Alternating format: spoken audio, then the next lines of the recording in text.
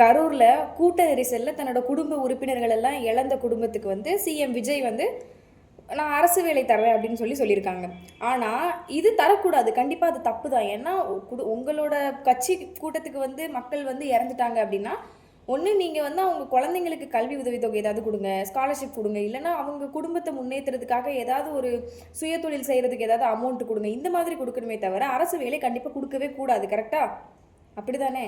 ஆனால் 5 வருஷத்துக்கு முன்னாடி நம்ம எல்லோரும் கொஞ்சம் கோமாவில் இருந்தோம்னு நினைக்கிறேன். ஏன் அப்படின்னா 5 வருஷத்துக்கு முன்னாடி இதே குரூப் 4க்கும் குரூப் 2க்கும் குரூப் 2னா 4 லட்சம், குரூப் 2னா வந்து 7 லட்சம், 5 லட்சம், 7 லட்சம் சொல்லி லஞ்சம் வாங்கி நம்மளோட கனவுகளை எல்லாத்தையும் காசுக்கு விற்றாங்க தெரியுமா? அப்பயே நம்ம எல்லோரும் வாயை இது பண்ணிட்டு இருந்தோம்.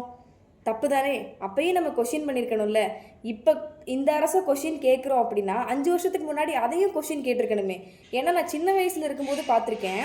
நான் சங்கரன் கோவில் அங்கே ரயில்வே ஸ்டேஷன்லலாம் உட்காந்து படிச்சுட்டு இருப்பாங்க.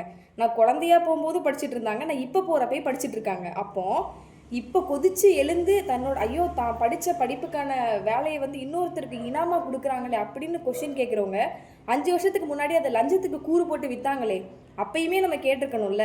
ஆனால் இப்போ அரசு வேலை கொடுக்குறது தப்புன்னா அதுவும் தப்பு தான். அப்பயும் நம்ம கொஷின் கேட்டிருக்கணும்னு சொல்ல வரேன். கரெக்டு தானே?